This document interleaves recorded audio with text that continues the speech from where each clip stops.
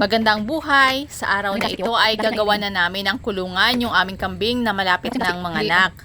Nabanggit ko na nga ito sa inyo doon sa aking nakaraan na video.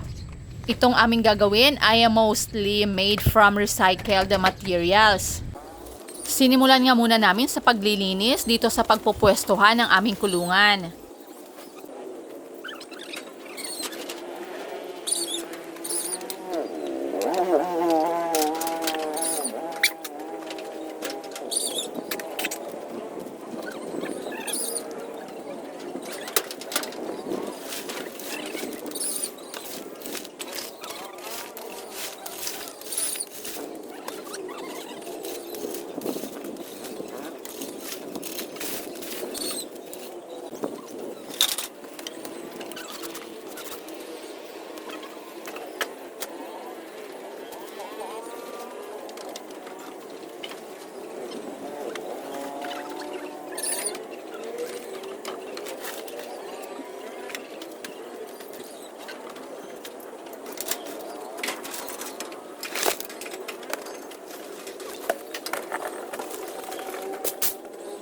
Ito pala yung dating kulungan ng aming mga manok at ire-recycle namin yung mga bakal para maging kulungan naman ngayon ng mga kambing.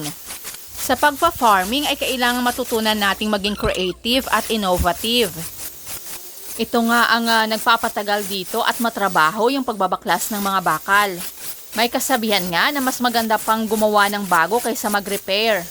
Pero syempre mas pipiliin pa rin natin kung saan tayo makakatipid. Isa pa sa natutunan ko sa pagpa-farm ay kailangan meron tayong patience.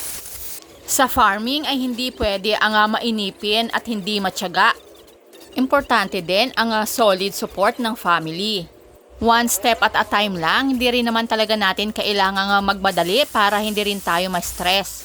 Hanggat maaari ay start small lang muna para manageable ito. Kailangan din na mag-decide ka kung gusto mo ba ng panghahayupan o paghahalaman.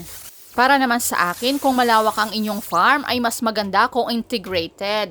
Pag sinabi pong integrated ay meron kayong iba't ibang uri ng mga alagang hayop at mga pananim. Sa gantong pamamaraan kasi ay malalaman mo talaga kung alin ang profitable at kung ano talaga ang gusto mo. Hands-on ka din dapat para napapractice mo ang mga gawain hanggang sa ma-master mo ito.